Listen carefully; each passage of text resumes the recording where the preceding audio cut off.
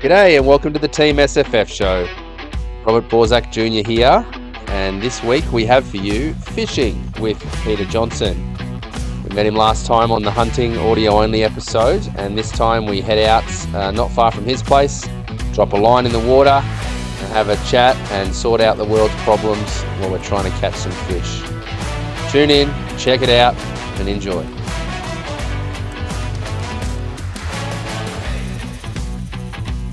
If anything, just lower your rod tip a touch. Okay. That's it. Yep.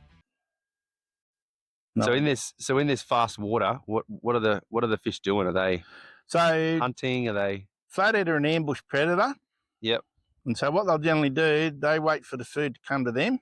Okay. So this tide's running in here, and they'll be lying facing to our left. Okay. Because the smaller bait fish, the prawns, they'll come with the tide. Yep. And the flathead and the mulloway will generally lie there facing into the current. Okay. And as they see something that they think they'll like for tea, yep, they'll duck up out of the sand, or the mulloway will come out from the little hole depression and jump up and grab them. And these little soft plastics with a sinker on them are mimicking that, are they? So the sinker part is the jig head. It's got a lead weight moulded onto the top of the hook. Yep. And they come in various size hooks and weights.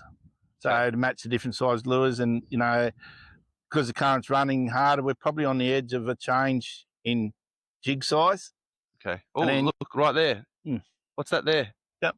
Is that a flathead? There's a mullet. So should we get up next to him, or is he gonna? He won't need a soft plastic. Okay. So, but your bread, he'd love your bread. You do get the odd one. Yep. You do get the odd one on a soft plastic, but it's more out of a curiosity bite than it is out of a hunger bite. Okay.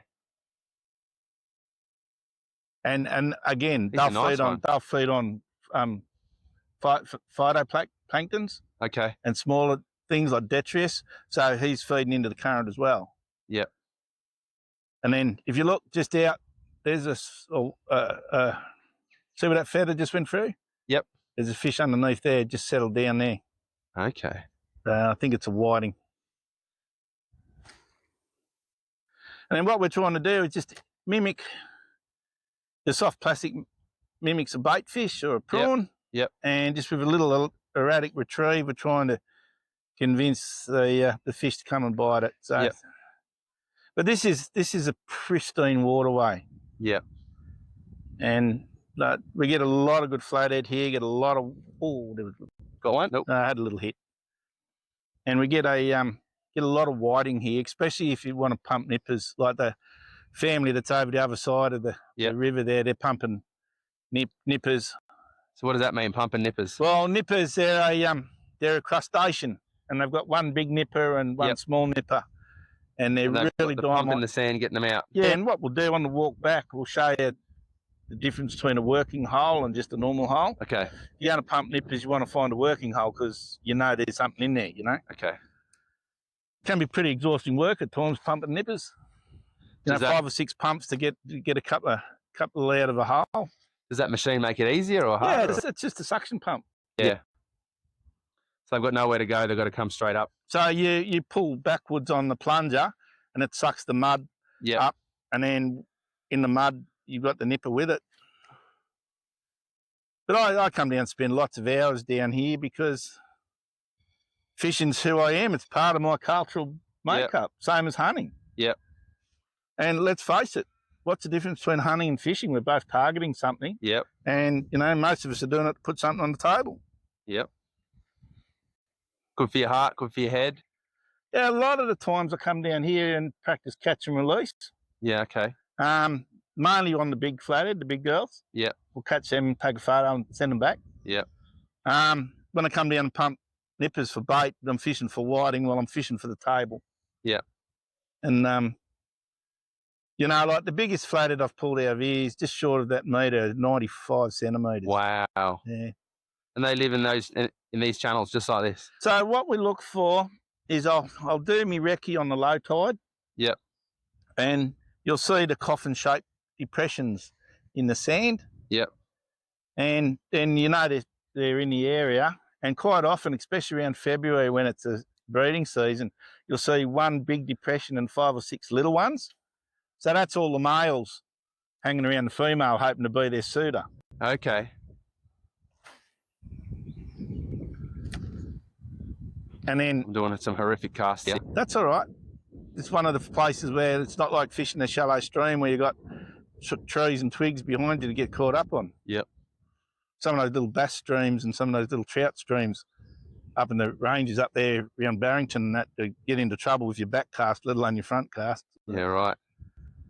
But yeah, down here's really, really peaceful and tranquil. You might have seen some drone footage I put up earlier this year when I flew my drone over the front and just showed the profile of the river after the floods. And these sand flats at high tide when they're underwater, there's just oodles and oodles of whiting here. But yeah, look, it's not just about catching a fish. Have a look at where we are. Listen to what we're listening to. You know, there's birds and whip birds in the background.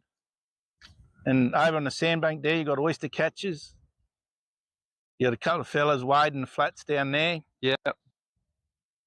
And you know, I've seen deer swimming across here. I've seen wallabies swimming across. Yeah.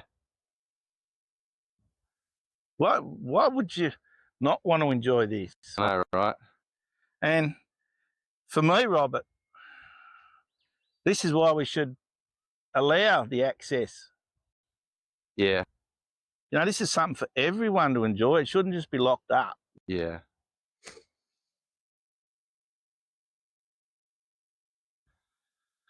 We're lucky enough to have some of the best fishing, eh? Well, a lot of the times it is what you make it to. Yeah.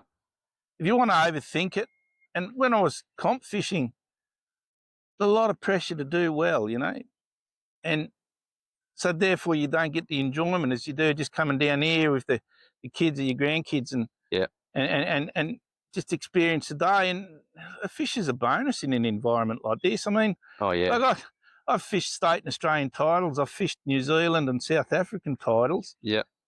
And I've fished for a living. Yeah. You know, I was a commercial trap and line fisherman, and it's just a way of life for me. Yeah. And for me, it's cultural. Yeah. I've being a kid from the country, moving to Sydney at an earlier age, and then plying my trade out in the ocean was a big change from, you know, being 7 years to being 27 years old. Yeah. And then it just gets under your skin and it stays there. It's like first, second week of April up in the mountains, listening to the roar and the rut. Yeah. You know, it gets into your skin. You can't get it out. It's also knowing that there's something under the water there.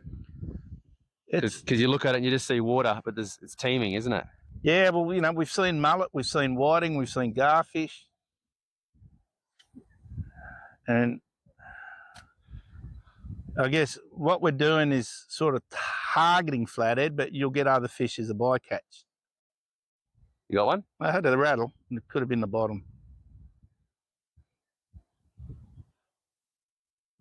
And so what's happening, where we're fishing on the back of a rock shelf. Yep. And in front of us is the channel running in. And in that channel, there's a series of melon holes. Yep. Round holes, and things like brim and jewfish will sit in those melon holes, whereas the flathead will sit on the sand, and the flathead bury themselves with their eyes sticking out. Yep. And when you walk the sand flats at low tide, you'll see where the flathead have been sitting. That's because they leave that little coffin-shaped hole, yeah. Gotcha. And so that's the sort of thing you want to look at low tide, and then you come back on the rising tide or high tide as it starts to fall. Yeah. Because that's when the water comes off the flats. The fish are moving off the flats down into deeper water. Yeah. The flathead are sitting in those drop-offs, waiting for those fish to ambush.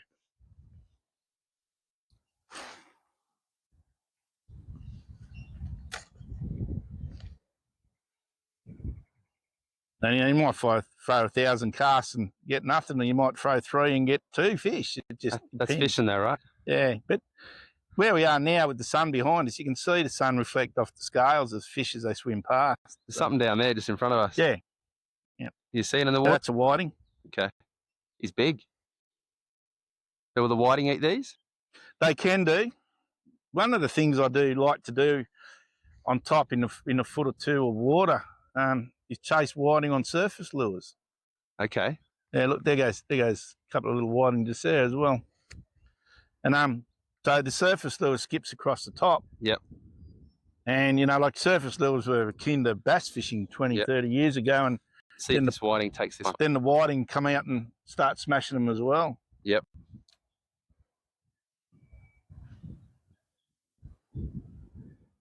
Drop it right on his nose and see what happens. Well, good luck with that. With you know, with living this experience, it just, as I say, gets under your skin, and this is probably one of the main reasons I got politically active, Robert. Yeah. Because I want to be able to keep doing this. Oh, I thought I got a bite. I think it's the rock. Well, I'll tell you what to do. Yeah. That one, yeah. Just like it, pull your line, but pull it back. You might be off near. Pull it up like, say you got a bow. Yep. Pull it back. You get a fair bit of a curve in it. Yep. Keep going, keep going, keep going, keep going, keep going, and really pull it back. Yep. Now let it go. I think I'm well hooked there. Oh. It's just in front of me here. It won't be hard. It'll pull out of that. Just jiggle it a bit. There we go. There you go.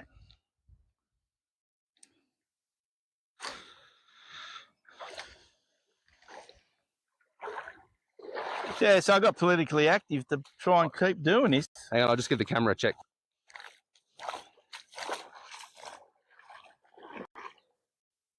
Yep, we're going. Check, there's a green light on your microphone.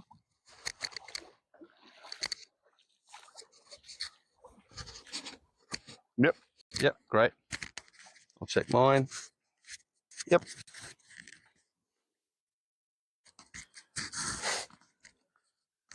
You'd probably go home with half a dozen sandfly bites on your legs. But that's all right. I've had worse. as long as it's not a great white or a mako bite, it's all good. Oh, bloody hell, you were telling us about that. The tagged sharks on the app. Well, it's a good thing to have. Yeah, bloody hell. Like that great white that's been pinging on the receiver at Old Bar Beach, he's been around for a couple of days. So what are those great whites eating? They're eating whatever the hell they can get their hands on? Up here, it'll be salmon. If the salmon schools are thick, otherwise it'll be bonito. Okay.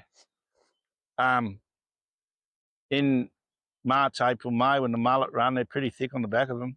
Yeah, right. Mm. Do they ever come into the channels? Not the big shark, but the other sharks? I've seen little bull sharks here. Yeah. And the main river where I took you up to, where the south entrance is there at Mud Bishops. Yeah. That's pretty well-known area for bull sharks in the deeper channels. Yeah, right. There's a bunch of guys that fish over at Harrington off the shore for them. Yeah. We've got some great footage on YouTube of catching some 9-10 foot bull sharks off the shore behind the pub at Harrington. Wow. Yeah. But yeah, going back to why I got politically active, because I want to make sure that kids like your kids, Robert, can continue to do this, and then their kids. Because that's what's good about fishing here in Australia. You know, you can go into any Kmart and get a rod and get a setup. Yeah, but you've got to have a fishing license. You can just get started. Yeah, the license. It's a tax. Yeah. It is. You know, I think it's criminal that this is our waterways. We pay our taxes. Our nominal tax rate's about 50% for the regular person when you count GST and land tax and everything, income tax. Your company pays payroll tax. You just tax every time you buy petrol, tax every time you buy beer, tax. There's excises on everything. Goodness, the people that smoke get charged as well. So, and then righto, I want to get away from it all and do something that doesn't cost any money. I'll just drop a line in the water. Whoa, hang on, there's the government with their hand out. Well, I've got to tell you something. If we live in a world where we get fined for not having a license to fish, but you don't get fined or penalised for burning the flag, we're living in a crazy world, isn't it? Yeah, that's a very good point. You can get out there and you can protest and block streets and glue yourself to the road and padlock your head to a steering wheel in the harbour tunnel. Yep, or a harvesting equipment in a plantation forest. Yep, and that's okay. But come fishing without a licence. Yeah, sorry, there's a fine for that, mate. Yeah, and it's a tax on feeding your family. in one way. Well, it's, you know, just like any good government, they find a way to make money out of you doing everything. So if you found a way just to put that fish on the table, they got to charge you for it. Yep. Even though you caught it yourself. No middleman, no shop, no nothing, no help from anyone. And so they're not just recreational fishing. What they're doing to commercial fishers is criminal. Yep. But back there in the late 2000s and the early 2010s, they started, you know, attacking commercial fishers. I mean, when I was fishing for a living, there was 3,400 fishermen in New South Wales. Now I think there's about 600. Yeah, right. So you wonder why your seafood has gone up. Yeah. And a lot of what we eat, somewhere between 70 and 80% of what we eat is imported. Yeah. And you're not getting it cheap. No. So the importers are making the money, the wholesalers. Yeah. The retailers put on what they can, and you as a consumer have got to pay top price for often an inferior product, because the stuff we get gets exported or sent to the higher priced markets in Sydney or Melbourne. And we get our continental shelf super trawled. Yep. And again, they target things like red bait, which is a link in the food chain. So we've proven that you take away the red bait and the skipjack tuna and you'll lose your tuna fisheries. Yeah. So how do they get away with that, fishing those international waters? Why aren't we out there? Why aren't we out there stopping them, getting them out of our patch? Because they're our fish. Well, it's probably not as important as it is sending overseas relief to somewhere else. Yeah. You know? Meanwhile, we're banging on about we need to look after the fish. The fish stocks are down. Yep. Yeah, because there's a tractor mowing the bottom of the ocean out there. Yeah. Just digging trenches. And there's no proper reporting on what they catch. There's no one out there checking on what's there, because they're caught on factory processing ships. Yeah. And you reckon that they're putting back what they're supposed to put back? Nah. It's like selling our gas and our oil. We're not getting the money for it we should be. And we're not keeping a reserve for ourselves. Yeah, like that's another thing, you know. Talk about the that's what's good about fishing. You can solve the world's problems. Well, but puts you in a peaceful environment to actually clear your head and think. Yeah, definitely. But it's, you know, why are we paying the international price for our own gas when it's ours? A couple of whiting just over there. I see them. You see the shadow before you see the fish. A couple of good whiting then. You know, like, why are we paying the international price for our own gas? And, you know, people bang on about the gas companies don't pay any tax. Well, I you know, me trying to figure out it in my little head, I actually don't mind that. If Australians get a good deal and someone's there to get the gas out of the ground, that doesn't bother me so much, because if they're hiring Australians and Australians are getting all the money from all the stuff that they do, the tax dollars don't bother me as long as Australia wins. But we don't get any tax. Well, Australia is losing. The Japanese are paying the same price as what we're paying. Yep. Sorry, but screw the Japanese. And they've had their gas. They've had to pay freight on top of that. Yeah. And you look at other countries around the world, like Saudi Arabia. You don't pay for university education over there; it's free. No. Because the royalties from the oil pays for that. And Sweden and that, with their gas supplies, there's no cost of education over there either, because it pays for the education. Well, that's what you hope for when you're flushed with stuff here. Like, there's a bunch of whiting in front of us here. Yep. Yeah, like we are so energy rich here. We've got so many animals. We've got so many fish. We've got so many everything. We should be eating for free. We should be living for free. Streets should be paved with gold here. We've got all the energy in the world, but we can't use any of it. Well, Robbie, you know me, I'm a patriot. I even fly the Australian flag at home put it out every morning, pull it back every evening. I love my country. I'm just ashamed of our government. I know, and that's the age old issue. You know, we have a system where we own it all, and we trust the government to do what's right, to be the caretakers of it, and they just increasingly keep doing terrible things, signing bad contracts, and all the people who are involved in signing the contracts, like with all the gas companies and the oil companies, they're all making a kick out of it. Well, they all just go from government into the companies and back and forward. Yep. And they just look after each other. And who misses out? Like, none of those people on their million wages or $500,000 wages. I mean, none of them are feeling the pinch in their energy bills. Why aren't we having parliamentary inquiries into these? Because they know that they're going to expose these people. Yeah. You know, why do we have a prime minister and an opposition leader, the previous one, who got rich in the job? Yeah. How is that allowed?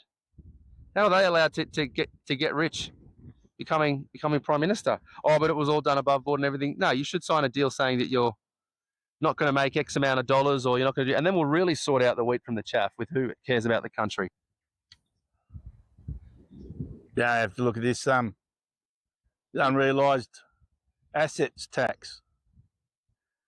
When you see that the parliamentaries and the magistrates are exempt from it, because you know why? There's not going to be one magistrate in any High Court challenge that's going to revoke it, because he's going to miss out on his own kick-off, you know? Yeah, right. So that's why they put the magistrates there. You can have $3 million in assets, and over that they'll tax you. But for years they told us there won't be a pension. You're going to have to fund your own retirement. So that's what people have done. They've gone and bought other houses or commercial lots or whatever to have a good nest egg for their retirement. And now the government says, oh, hang on, we've got to tax you on that. But on the same note, oh, we're exempt and so are the judges. Come on. That's interesting. We're being played for fools. Yeah, always the way, isn't it?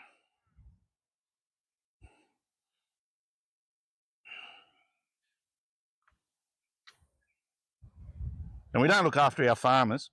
No. They should be our most celebrated. In America, how they celebrate the troops so much over there? They should celebrate the farmers. Should be celebrating the farmers every time here. They say, you know, God bless our troops and God bless the United States of America. We should be saying God bless our farmers. We've got some of the best of everything in the world. We had the best beef forever until they started allowing feedlots, and that all became normalised. Mm-hmm. There used to be nothing such as grass-fed or grain-fed or corn-fed. It was pasture grade. It was just beef. That I noticed when I was growing up that it all started changing. It's all marketing. Yeah, I remember being up in Queensland and seeing some feedlots starting. Oh, you got something? Nah, just watch it drift down there near a rock. Yeah, I remember it all, you know, going past places on hunting trips and saying, oh yeah, there's feedlots in there. This is all new that's coming, and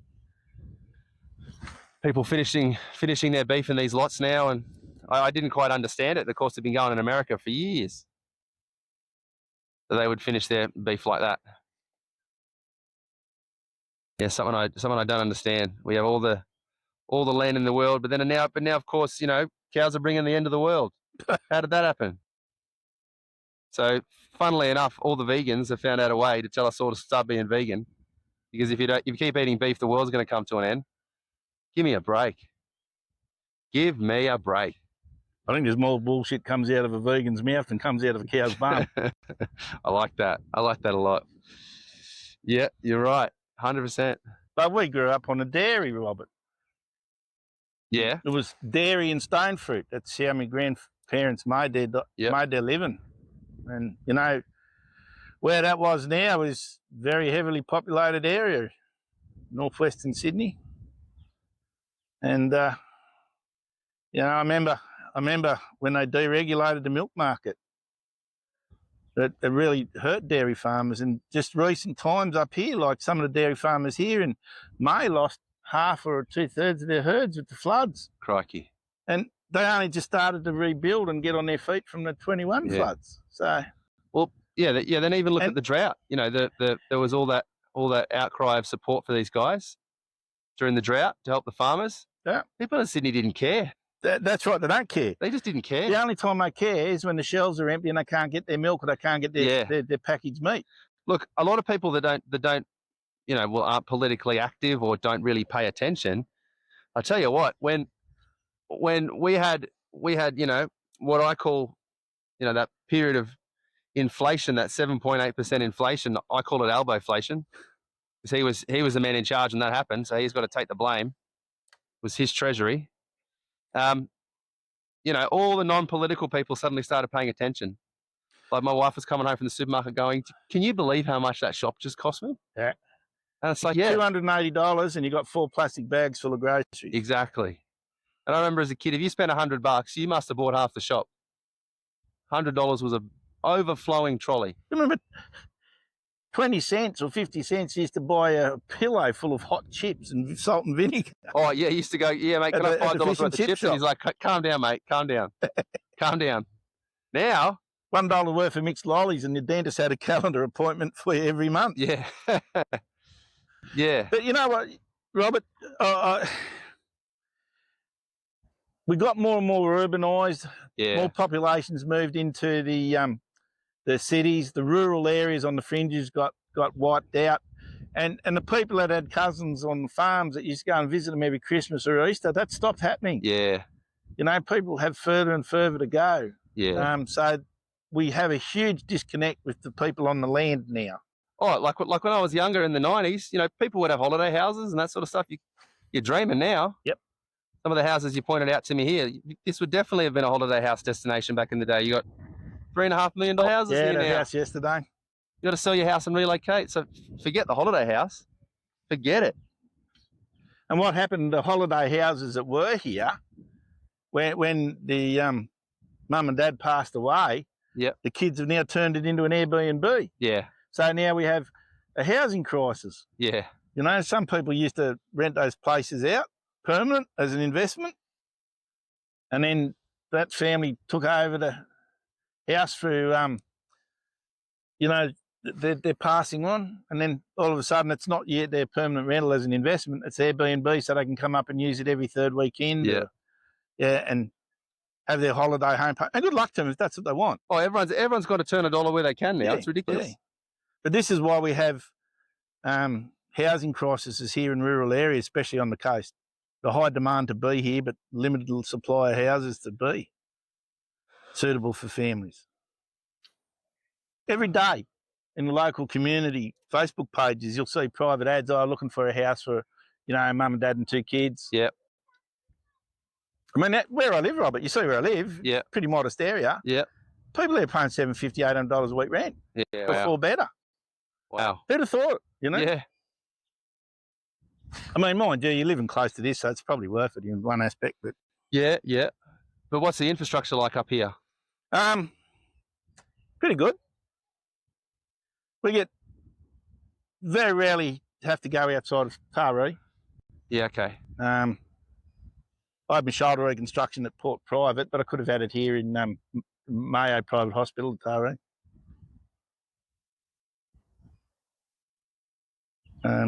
Regular train service to Sydney is pretty good. That's the thing I really enjoyed, going to Sydney on the train and sit back, watch the life pass by me, seen parts of the country I hadn't seen before. Yep. And just a really relaxing way. And it wasn't bad. It was like $80. Yeah. But it cost me more than that in fuel to drive down to Sydney. Oh, yeah.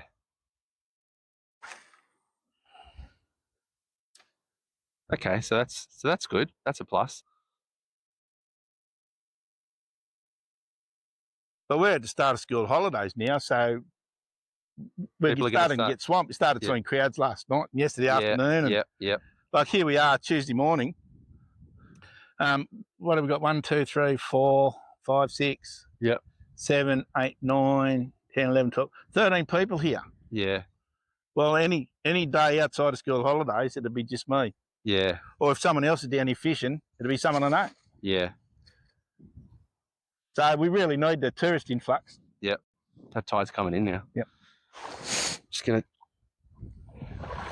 Yeah, we can move. Ooh, hello, mate. Out of the way. There's a camera picking that up. Yeah. What do you see? Right. So, Robert, remember I was telling you about the people pumping nippers or pink nippers or yabbies, whatever you want to call them. Yep. You got holes all around here. Which one are you going to get a yabby out of? The deepest hole? Not necessarily. You want one that's home, yeah? Okay, so how do you know they're home? All right. So you got holes that are holes. Yep. And you got holes with little mounds. Yep. And you got little mounds that are darker colour. Yep. The mounds mean they're only recent because the tide hasn't had a chance to wash it away. So the mounds are there because the yabby's clearing house.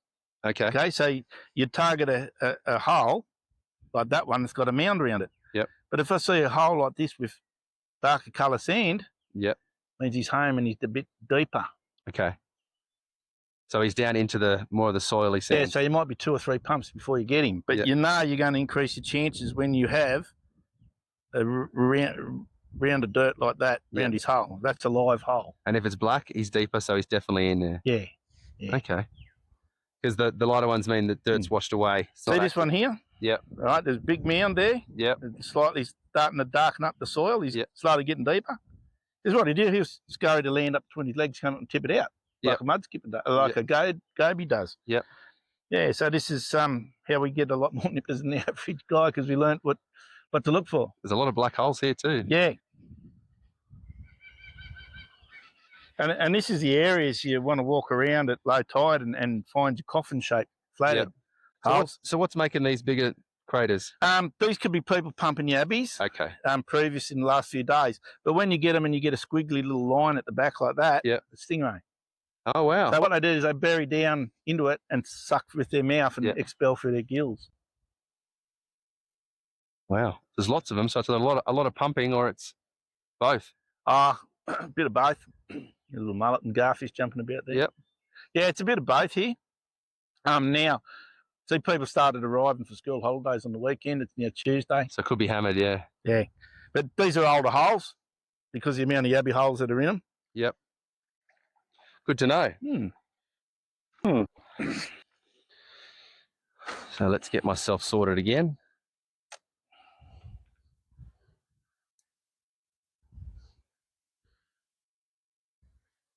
Oh, geez Louise. So let's talk a little bit about, recreational fishing and the drama that it's in, not getting a representation, because obviously now we're going for a statutory body for hunting, but rec fishing is a massive industry that just gets overlooked. Rec fishing, in my mind, should be a solely different kettle of fish than what it is now, because its management system is totally different to commercial fishermen. Yep. Like commercial fishermen, they're bound by catch quotas, closed seasons, numbers of days they're allowed to work. Yep. Shareholdings, it's all part of the commercial reform that happened that shouldn't have happened. Yep. I was very adamant against it, but it got ahead. And it saw 30% of the licensed fishermen in New South Wales exit. Yeah, right. So be that as it may, it's a totally different kettle of fish, so to speak, to recreational fishermen. We have bag limits that tell us what we can and can't catch. We have size limits. We can't catch so many fish over of this species over certain sizes. Yep. I believe we should be having closed seasons, so we're not targeting spawning migrations. Okay. Not just as recs, but commercials as well. Queensland's pretty good at closed seasons on their reef fish and their mackerel. Yep. We only have closed seasons on bass and trout. When the snapper are migrating, it's so easy to get it gets bag limit a snapper. Yeah. So, but having said that, some people come down for the snapper migration from rural areas, get their feed of sea protein for the year and go home. So let's bear in mind we have to keep that. Definitely. But I think we need a totally different bunch of scientists and managers to manage recreational fisheries separate from commercial fisheries. Yep. There's 900,000 licences, I believe, now for recreational fishing. In this state? In this state. Now, if you're under 16, you don't need a licence, and if you're a pensioner, you don't need a licence, and if you're Indigenous or Torres Straits, you don't need a licence. But it's not a licence, is it? Well, no, it was sold to us as a licence, but it's called a fishing fee receipt. It does not say licence, fishing fee receipt. So it's a tax. But we were sold a fishing licence, and Bruce Shoemaker was chair of Recreational Fishery Advisory Council at the time, and I remember Bruce saying to me, Peter, you're going to become a stakeholder. You'll have a better say in the fisheries. You'll be a licence holder, so it'll give you a say. Yep. Well, it doesn't, mate. Yeah. And I sat on a couple of fisheries saltwater bag limit review committees, and I can tell you they were skewed for the answer they had perceived already before the council met. Yeah, right. And so it was a foregone conclusion. Yeah. And I never accepted a sitting fee for sitting on that council, because it's something that I think that if you believe in it passionately about, you're just going to do it anyway. And if you accept the fee from the government, you're in their pocket then. Yeah, true. So I wouldn't accept it. And now we're supposed to have a say in the fishery. That's what it was sold to us for. But did we have a say with the blue groper closure? No. No. We don't have a say about the mulloway fishery, where we're limited to one fish over 70 centimetres, and there's blokes that sit on the committee that are paid by fisheries to sit on this committee, and they sit there and they say, oh, but they're in dire straits. They're, you know, a couple of these guys are charter fishing operators that make money out of taking recreational fishers out on their boats and charging them to catch these fish. Yeah. So don't tell me that's not slightly skewed in their favour. Yeah. I may be wrong, I may be cynical, but up here on the mid-north coast, this is Jewfish Central, Mulloway Central. Yeah. I reckon in the last 4 years, I've caught more fish here than I did in the last 15 in Sydney. Really? Yep. Well, it's easy to do it up here, isn't it? And we get some cracking fish off the beach. Just around the corner there on the headland where I showed you yesterday. Yeah. I came down here and I was spinning large soft plastics off the rocks. Yeah. A mate of mine rang me and said, what are you doing? He said, oh, I'm just driving down the point to see if I can catch a dewey. He said, oh, do you do it regularly? Said, yeah, it's good conditions for them. Anyway, I parked the car, walked about 10 minutes out to the headland, down onto the water level. Yep. Third cast, I get an 8 kilo dew. Wow. So I'll take a picture of it and I send it through to him. And the comment was, that didn't take long. I said, no, when the conditions are right, the conditions are right. Yeah. And we've caught some great fish. Mark Taylor and myself, Paul Chambers, we've all caught some great fish. Yeah. Off the beach here. Offshore fishing, we don't target them out of the boats offshore like we used to, because with a bag limit of 1, it's all over and done with, really. Yeah. Save the fuel. So we just walk down the beach, and some of the blokes, as they're getting older, sit in the deck chair with their rod and a rod holder and wait for the ratchet to go screaming off, to drag the scream off. Me, I like to stand there with the rod in my hand, but there's no shortage of mulloway up here. This 150-kilometre stretch of coastline's probably unreal. There's probably only one better place, and that's probably around Kings Cliff and up that way.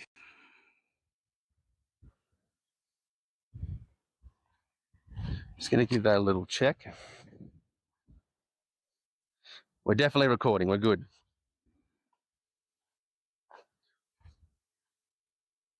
So just on the groper. Yeah. So we know that was big. That was an emotional response. Yeah, a big thing in the news. So, and what happened is a tourist speared a groper. Yeah, it wasn't even a local. Wasn't even a local. And spearing's prohibited. Yeah. And because somebody took photos of him carrying it away with a spear gun, a knee-jerk reaction from the Fisheries Minister, who went, I believe, against her own departmental advice. Yep. Total moratorium on catching a groper. We'll do a 12-month study. So how do you do a 12-month study on the biomass? Yeah, okay. Okay, we all know the groper were coming back in numbers because of the amount of fish we were seeing. Yeah. But you can stand on a couple of the ledges out there and you'll see them swim past you. Yeah. Just bring me your fishing lure for a while, Robert. It's all tangled up around your jig head again. There you go. Thank you. Yeah, so the motive decision to ban people from groper fishing, when there's no scientific data to say that they're under threat. Yeah.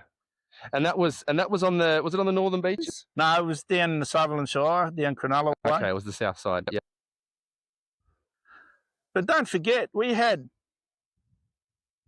a user group on the northern beaches, the Bongan Basin. People wanted to ban line fishing in the basin at Mona Vale.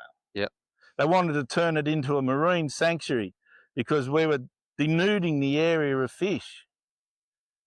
Well, I can tell you, I used to fish that area, and in big seas, the blackfish used to move in there in droves. Yeah. It was a sheltered area. It was turbulent enough to wash the cungy and the weed around. Yeah.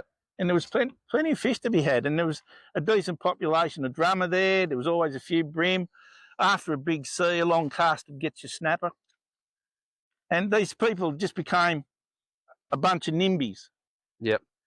And they wanted to ban fishing and make it a marine reserve. Was it going to benefit fish stocks? Yeah. I believe it's like wetting your pants in a dark suit when you're wearing a dark suit. Yeah. You get a warm feeling, but nobody's going to know it. No one's going to notice, yeah. Yeah, I like that. Yeah, so now that was kind of the first step, and now, you know, what are they going to do next? They tried to lock everyone out in the marine parks all up and down the coast. Well, Hawkesbury Bioshelf was a big one, and that's what mobilised us, if you remember. Yep. We had the marches a few years ago to stop the lockout, guys. Yep. What a great bunch of guys, Sal Santaro and the other fellas involved. Great to see the guys taking up the banner where blokes like me and Bob McComb started. Yeah. Nearly 40 years ago, I guess. Yeah. 30 odd years ago. God, I love Bob McComb for his ideas. He's a hell of a man, Bob. He's a great advocate. He's a great advocate for fishing.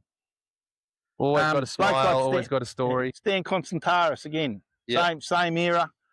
We've all worked side by side. Oh, one. I had a bump. Didn't hook up. And so it's time to pass the baton over to the younger fellas now, because I think we've given them a heads up on the direction they need to head. Yep. And we're not violent protesters like you see to the left. No, we're not going to do any civil disobedience. The democratic way. Yep. We'll apply for a permit to march on Parliament House, but we just get about doing what we're doing, and we're not going to block roads and inconvenience the public. We're not going to destroy paintings. Yeah. No, I think there might be some pebbles out there it's hitting on. You know, that's the thing, because, you know, the people that carry on like pork chops, they're the ones that get listened to. And, you know, I was saying this last night, there's two kinds of people in politics: people that want to be left alone and people that won't leave them the hell alone. Yep. So when people just start coming for you and you have to get active, it's the other side that acts like ferals and they get listened to. But we want to be law-abiding, good people, because we are, and we just kept getting stuff taken off us. Well, they sit there and say gun crime and all that sort of stuff, Robert, to venture away from fishing for a minute. But as firearms licence holders, we're the most law-abiding people around. 100%. Because anything goes wrong, we get that licence taken off us. Look, it's all just soft targets to just get headlines, because, you know, we all want politicians to be good and just people, but they're just lazy. They'll only do what they have to do to get through and get re-elected. They're not interested in diving deeper. Or they're double standards. They're not interested in really solving problems. They're just interested in doing the bare minimum to get re-elected, unfortunately. They're only thinking of 4 years. Yeah. Immediate 4 years ahead. There's no bipartisanship on a project for 20 years now, because they all want credit for this term to get re-elected. Oh, and this is why infrastructure's suffering. We don't have bipartisanship in politics anymore. We had the last government spend all that money on infrastructure, and Labor was crowing how we can't afford it, and this is a waste of money, and this is this and this is that. As soon as Labor wins government, the new transport minister starts taking credit for all the new transport that's opening up. Started under the other government. Yeah. That her side was having a go at them about. Mm-hmm. So bloody having it each way. But you know, while the rest of us are all so busy, then you want to spend, like, you don't want to spend your recreation time watching politics. You want to spend your recreation time doing this stuff. Yep. So and unfortunately, I've given up a lot of my time doing this stuff to chase the political side of things. Yeah, but you know, but you say to yourself, look, I've been paying attention, but surely everything's going okay, right? Surely they're doing the right thing out there. Well, you can't be sure of that. And then every time you check in, they're doing something stupid. And hang on, I'm out here doing my thing. Some tourist does something stupid. So now we all have to lose our, you know, to lose our rights and things, and we get locked out because of some bloody tourists. What the hell can you do to stop tourists doing dumb things? What the hell can you do? How are they going to know about the blue groper ban? Yep. Unless the exact spot that they're spearing or diving in, and they see a blue groper sign, how are they going to know? They're not keeping up with their news. They're not keeping up with anything else. But we've all got to pay the price. It's ridiculous. So my theory is all fishermen are banned from catching a grope because of one person. Why aren't all politicians sanctioned when they do something wrong? That's true. But no, they're elitists. They're a law unto themselves. If you go on a girls' weekend up the coast, up to the Hunter Valley, to get pissed with your private chauffeur, why don't the rest of them all get punished? Yep. Why don't the rest of them all get their chauffeur duties taken off them? Because if one can't be trusted, then all of them can't be trusted, surely. Oh, but that's not fair to say all politicians are the same. Well, they treat us that way. Even worse. The police commissioner gifting a home-branded bottle of gin. Yeah. But gun owners are the problem. Yeah. We're not corrupt. Well, it's even worse with the groper van. They said that all the spearfishers are the problem. It wasn't one of us. It wasn't a line fisherman. But it wasn't even a local. Hey. So you local spearos can do all the right things, be the best bloody people you can possibly be, and if an international comes in and does something wrong, you'll get in trouble. That's it. Yep. How is that fair? How does that make sense? But again, it's politics. And politicians don't have to make sense. They just have to get votes. Yep. Trying to introduce common sense into politics is there's absolutely no place, unfortunately. That's why we're in the spot that we're in. They're there to lead us. They're not there to govern us. What have I done? Bail alarm closed. Yeah. And you being a lefty makes it a bit harder, but I'm getting better. Hey. Feel like I am. Well, this sort of fishing, that's all you got to do. Fan out 1,000 casts and hopefully you put it across the nose of a fish. Yep. You're getting popular now. Yeah, there's a lot of people coming down. Don't catch our flatheads, kids. Some kid will pull out a 1 metre flathead over there. Look at the toads, look at them. I know, they're going ballistic. Oh, 60 centimetre would be good one. Good eating. Do you watch old mate Powerfish? No. He's so funny. He says he's so out there, but he's so good. He does a lot of charity work too, which is really really heartwarming. But he does this thing like, make flatheads great again. Yep. And he's got like a flathead dress. Yeah. That's like fair dinkum. And then he's on like a fishing trip with his old man. Yeah. And they got the tent on the beach. You see that one? Yeah. Got the tent on the beach, and the old man's sitting in his tent. And when he comes walking in, "Hey, Dad, I got something for you." And he pulls sand out of his pocket and tips it in his dad's tent. And then his dad loses it, of course. And then he comes back a bit later. He goes, "You want some lollies?" He's got a bag of lollies. "You want some lollies?" "Oh, sure." And he just tips it out. It's full of sand, all on his dad's tent. And then he just keeps doing it. And then he comes back in the middle of the night and does the same thing far out. And he does that challenge, that 1 minute challenge. Yeah. Catch a fish in a minute or I'll break your rod, and I'll give you $1,000 or whatever it is. Yeah, I saw him burley up a whole heap of pilchards, and he threw the bait in there and he didn't get a fish. And he just... Oh, that's a shame. I don't think I've seen anyone win that challenge. No. But I have seen his money reset. Like he says, I'll go up 1,000 every time. But I have seen him go back to 1,000. So maybe he did give it away and I missed it. But yeah, funny guy. He's videos of boat reversing of classics. You mean where he just bumps into people in the boat with the remote control? No, where he's backing the boat trailer down the boat ramp. Okay. And he's going on every angle, stuffing it up every time he goes back. Well, I'd like to catch a film as catching a fish, to be honest. Well, that may not be happening. It should have happened by now. But if they'd have gone and bought the nipper pump and pump nippers and that, would have a few whiting, probably undersized ones, but would have a few.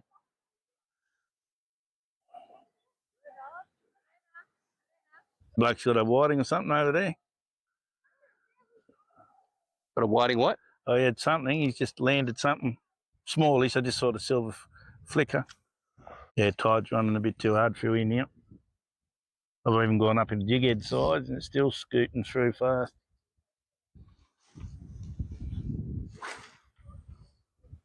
Bounce on the rock. And you got weed on it. I'll take that weed off before you cast it again. Yeah, I could do this all day.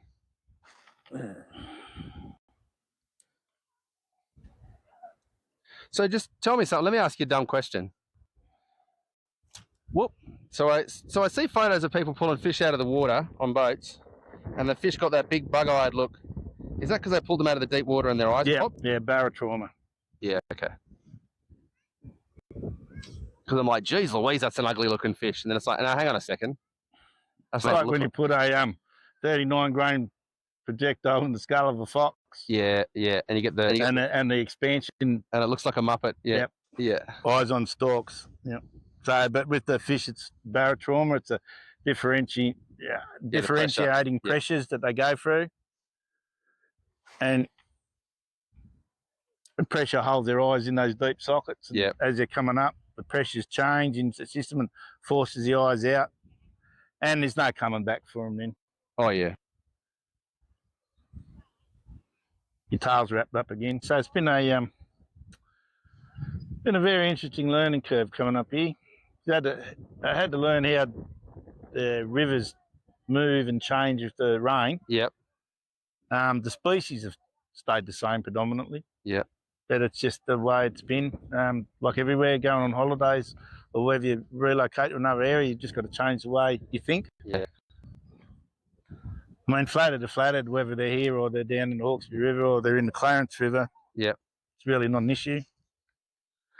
You just have to find the parts of the river they're going to hang in. Yep. Some big whiting there. Yep. Again, you see their shadow before you see them. Yeah, yeah. I'll tell you what, if there's one thing I'm lacking is finding the brim in the river. I haven't nailed to where they go at different times of the year. But having said that, there's been 3 floods since I've been here, so the river's changed a hell of a lot. They move around. And when I do find the brim, it's probably as they're travelling.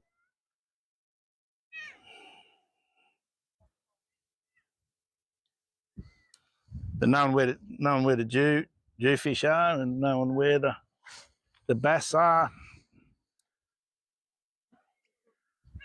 And mud crabs. Man, oh man, we get some mud crabs. Yeah. Where do you find those along here? In the mangrove drains and around oyster leases, deeper drop-offs.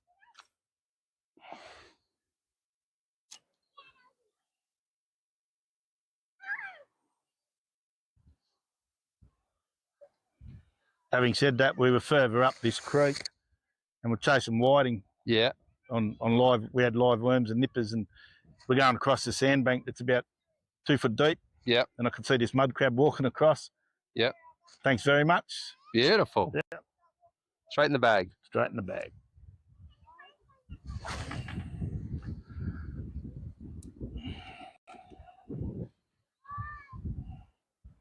All right. Well, I don't know how much luck we're having here. Let's have a couple more. Couple more casts. And I think that'll do us. And that'll do it, I reckon. Yeah.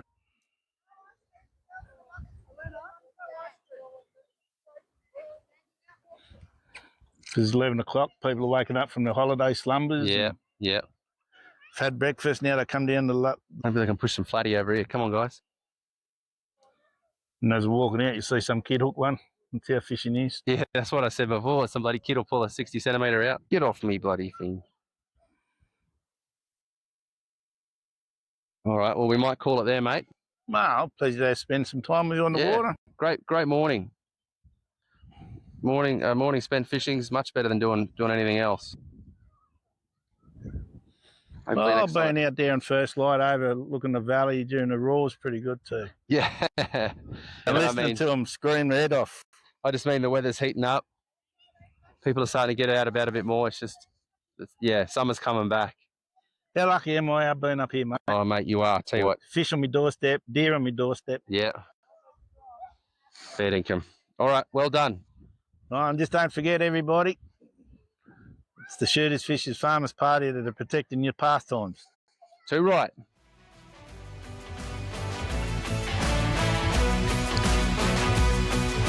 That's it for this episode. If you like what you heard, give us a follow and share with your mates. And if you don't, you're probably from the greens. We'll catch you next time. And remember, speak up, stand up, and keep your powder dry.